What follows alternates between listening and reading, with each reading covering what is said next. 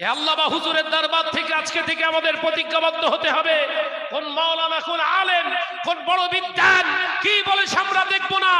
আমাদের রাহবার মুজাদ্দিদুজ্জামান, আমাদের রাহবার আল্লামা হিন্দ বড় মাওলানা হুজুর রাহমাতুল্লাহ আলাইহি, তার নীতি আদর্শের বাইরে যদি কেউ নতুন মত প্রচার করতে চায়, কোন অংশ তাদের কথা শোনা তো দূরের কথা, সেদিকে ফিরে আমরা তাকাবো না।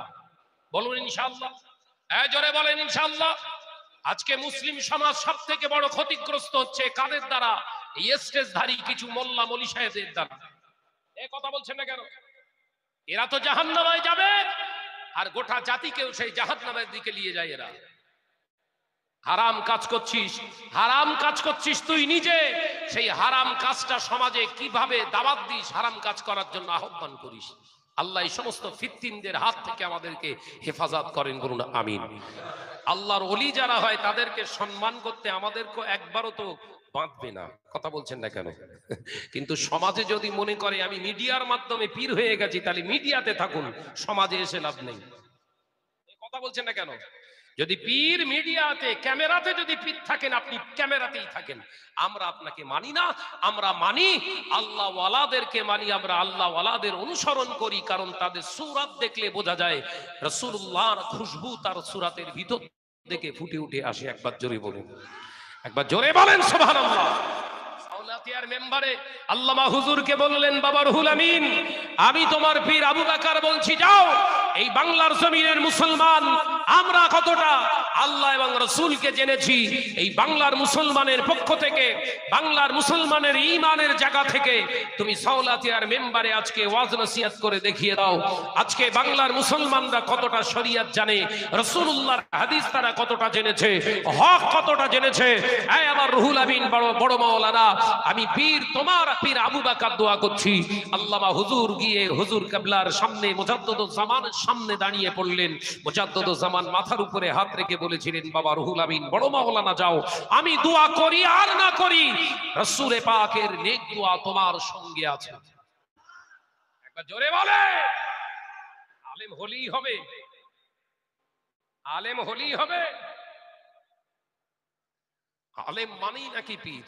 ভাই আমি বিরোধিতা করছি না, হক কথাগুলো বলছি।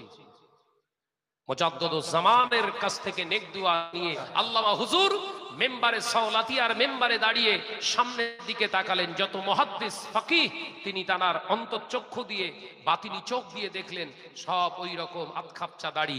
হুজুর কিবলা ওয়াজ, হজের ওয়াজ করলেন না, নামাজের ওয়াজ করলেন না, একটা না আল্লামা হুজুর রাহমাতুল্লাহ আলাইহি 1.5 শতাধিক হাদিস, তিনি প্রায় 200-র মতো হাদিস বর্ণনা করলেন শুধু দাড়ি কাটার বিরুদ্ধে। একবার জোরে বলেন, একবার জোরে হবে না? আর মনি সাহেব, তুমি হাদিস কোরআন দেখে দেখে পড়ো, তা অপব্যাখ্যা করে তুমি সমাজকে থ্রো করো। নির্লজ্জ বেহায়া, তুমি দেখে দেখে কোরআন শরীফ গুলো পড়ো এবং হাদিস শরীফ দেখে মোবাইলে পড়ছো, তাও সমাজকে বিভ্রান্তি করে, আপনার অপব্যাখ্যা করে সমাজকে থ্রো করছো, সমাজ বিভ্রান্ত হচ্ছে। কবরের ভয় তোমার ভিতরে আছে? আল্লামা হুজুর মুখস্থ তিনি পড়ছেন হাদিস পাকগুলো, কারণ তিনি একটা দুটো হাদিসের হাফেজ ছিলেন না। হাদিসে হাফেজ 50,000, কোন বর্ণনায় আমি দেখেছি কিতাবে 18,000 হাদিস তানার সনদ মতন সহ তানার মুখস্থ ছিল। একবার জোরে হবে না? আরে বড় মাওলানার সাথে দেখে না পড়লি পড়তে পারে। এই কথা বলছেন না কেন? আমি বিরোধিতা করছি।